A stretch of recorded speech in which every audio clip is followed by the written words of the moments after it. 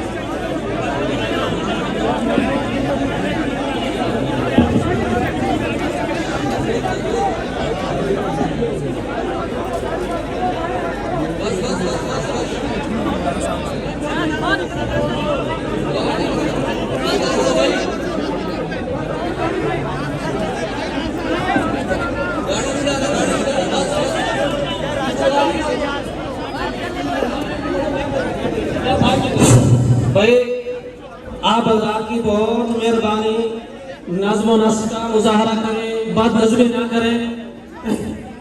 اللہ کے لیے نماز جنازہ پڑھنے کے لیے آپ تشریف لائے ہیں، تھکم پیش نہ کریں، جگہ چھوڑ دیں۔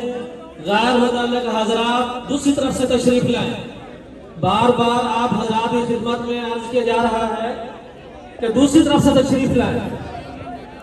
پریشانی کی اس گھڑی میں مولانا کو مزید تکلیف نہ دیں جی، مزید تکلیف نہ پہنچائیں۔ آپ ہاتھ سے گزارش ہے دائیں بائیں ہو جائیں، دھکے نہ دیں۔ اس گھڑی کے اندر مولانا کو مزید نہ تکلیف پہنچائیں۔ بہت مہربانی، برائے مہربانی پیچھے ہٹ جائیں، نہ آگے آئیں۔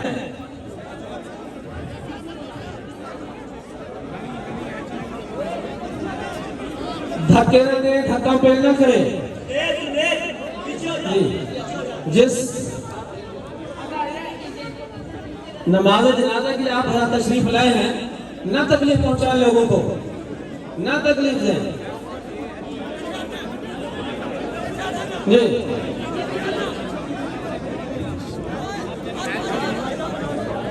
پیچھے ہٹ جائیں۔ جو حضرات ابھی تشریف لا رہے ہیں، گاڑی سے نیچے آ رہے ہیں، وہیں کھڑے ہو جائیں، آگے نہ آئیں، فرنٹ پہ نہ آئیں۔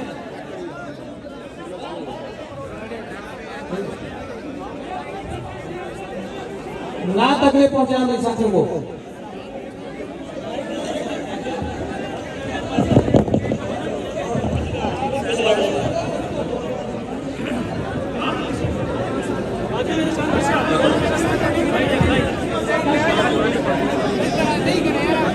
جگہ سامنے والے لوگ پیچھے چلیں، صفوں میں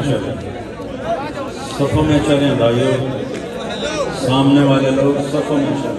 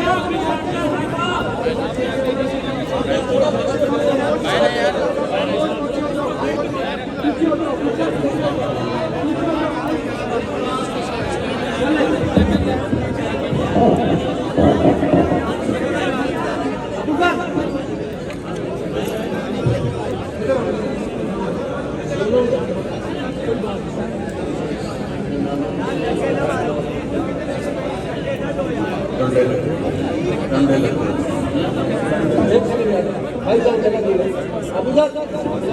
جو سب ادھر اسٹیج میں نہیں جا سکتا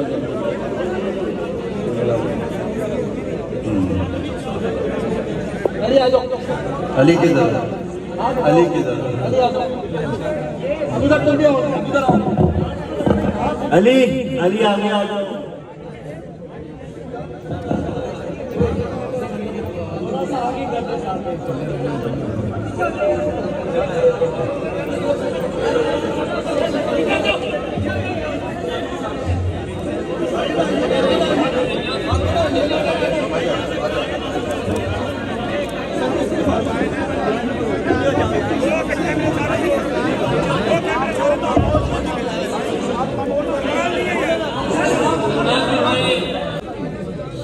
سارے خاموش ہو جاؤ میرے بھائی سارے خاموش ہو جاؤ السلام علیکم ورحمۃ اللہ وبرکاتہ میں بسم اللہ الرحمن الرحیم والصلاة والسلام علی رسولہ الکریم وعلی آلہ وصحبہ اجمعین پہلے تو میں اپنے تمام محترم بھائیوں دوستوں کا شکر گزار ہوں کہ آپ میرے غم میں شریک ہوئے ہیں میری زندگی میں کسی گاؤں میں اتنا بڑا جنازہ یہ پہلا جنازہ ہے آپ سب کا بہت بہت شکریہ اللہ آپ کی دعاؤں کی طفیل میرے بیٹے کی بخشش فرمائے اس کے درجات بلند فرمائے اس کی کمیوں کو دور فرمائے ہمارے نبی پاک صلی اللہ علیہ وسلم کا ارشاد مبارک ہے جب تم پر غم آئیں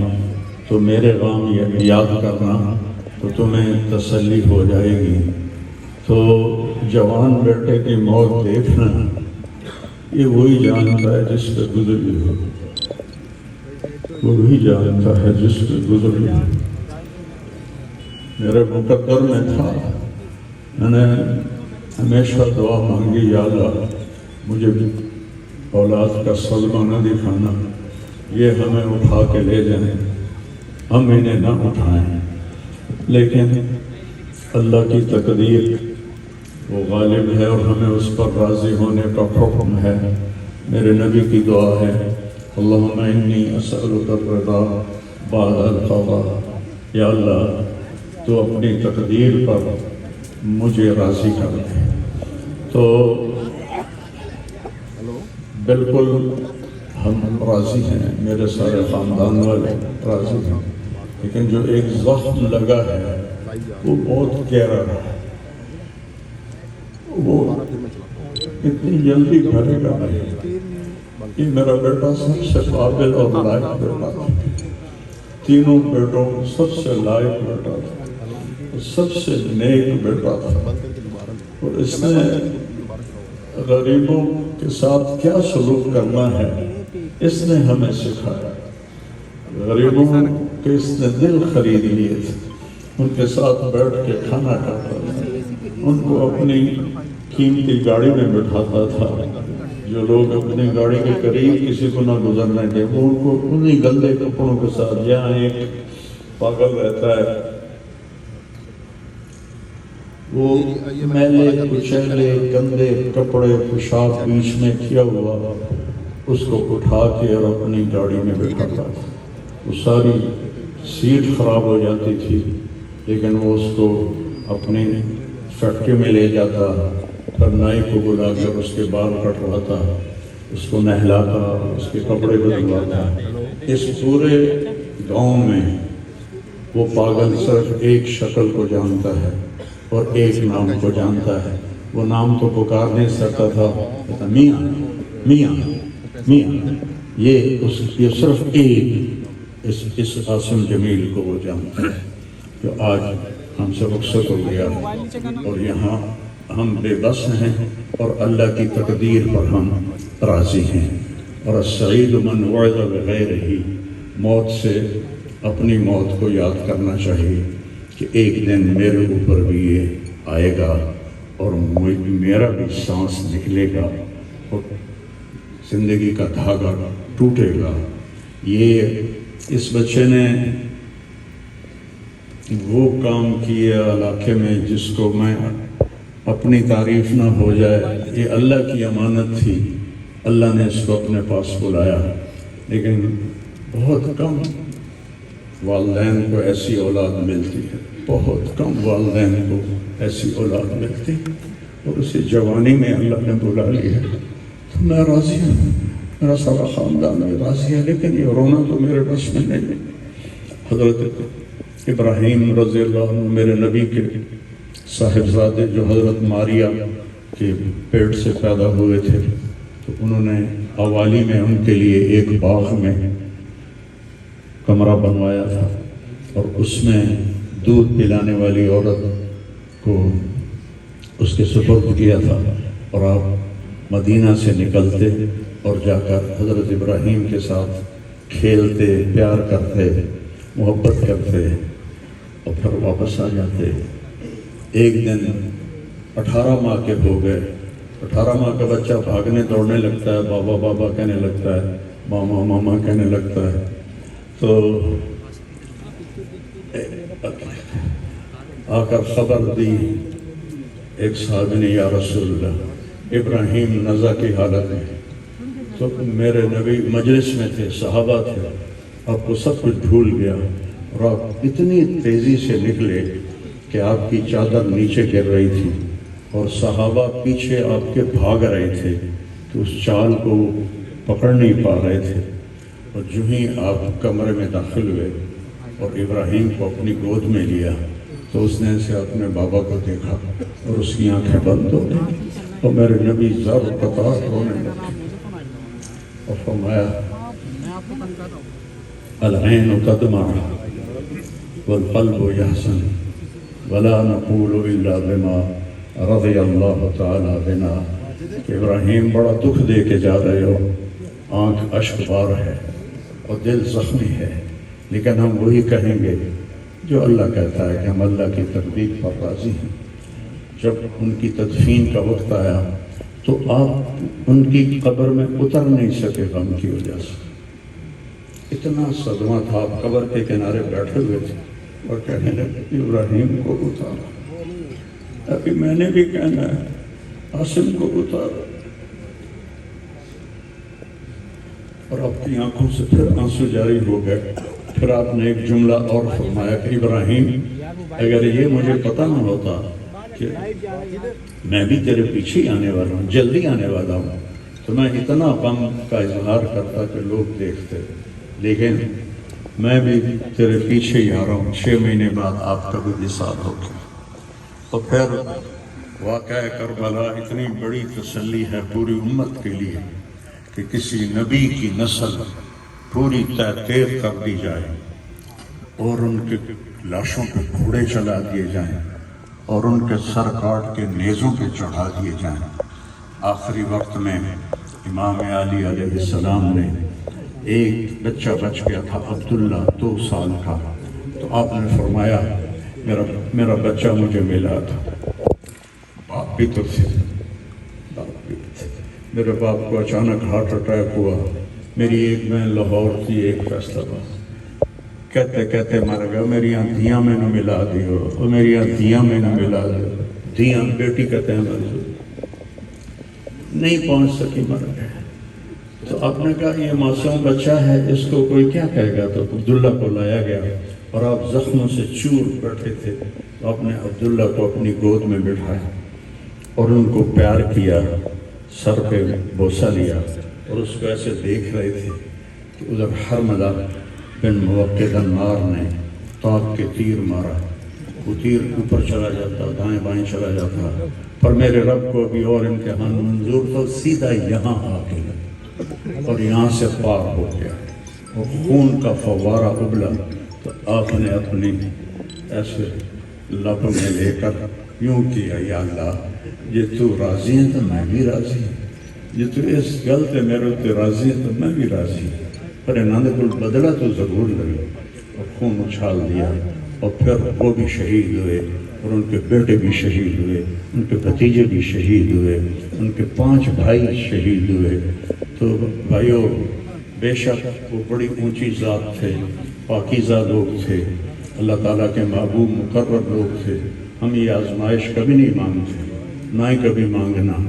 اللہ اولاد کے صدمے سے سب کو بچائے، اللہ اولاد کے صدمے سے سب کو بچائے۔ تو چھوٹے چھوٹے غم کے قابل نہیں ہیں، میرے اوپر تو بہت بڑا غم ہے۔ میں اللہ کا شکر گزار ہوں، اور یہ سارا مجمع دیکھ کے مجھے حوصلہ ہو گیا ہے کہ میرا بیٹا واقعی بہت نیک تھا، جس کے لیے اتنا مجمع اس کے لیے دعا کرنے آیا ہے۔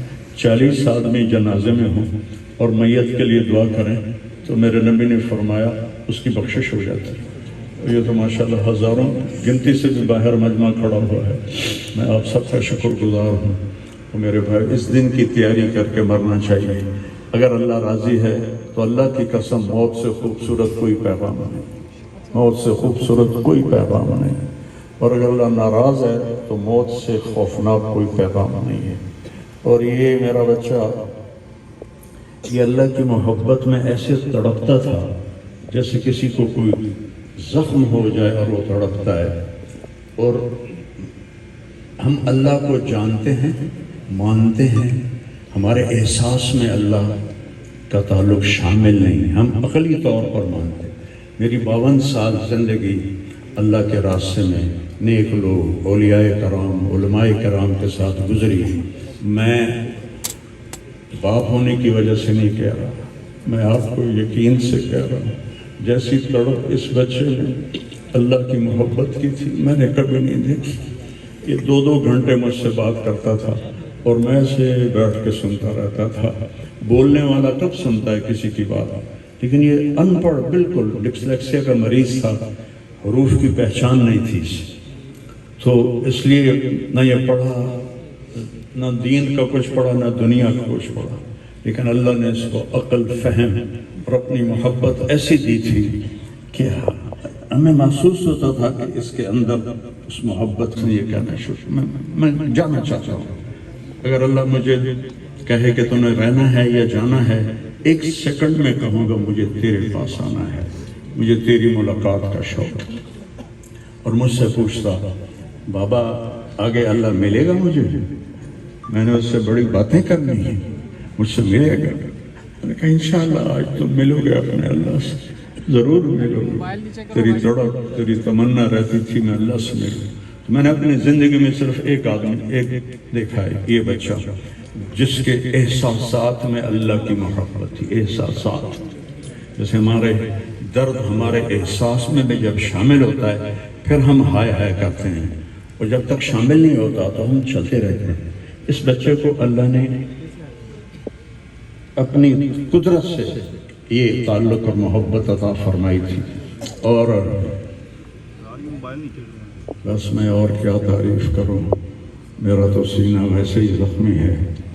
یہ بہت عالی شان بچہ اللہ نے مجھے دیا تھا، میں اللہ کا تقدیر جو اس نے اسی کا تھا، اس نے لے لیا۔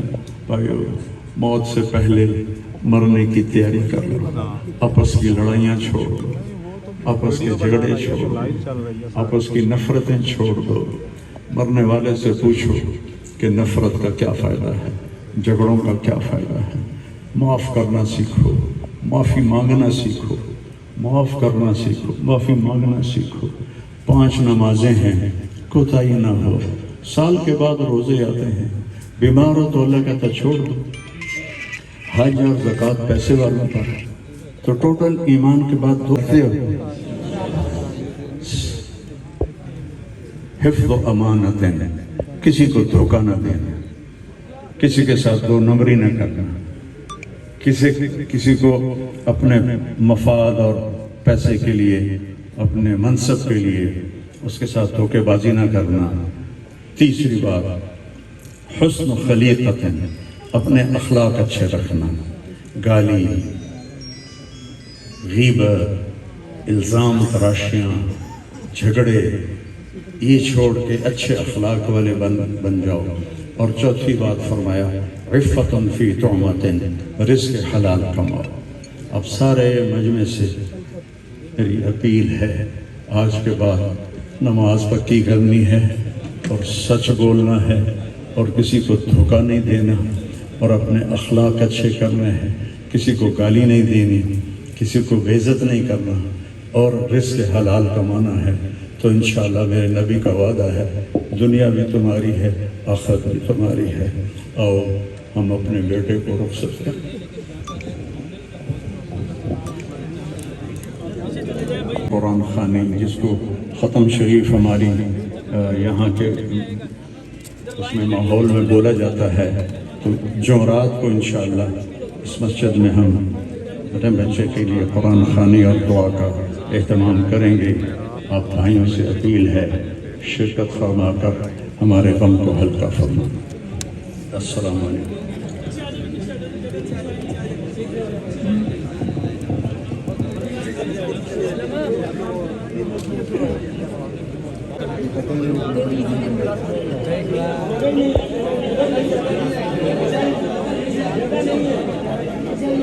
نکال لو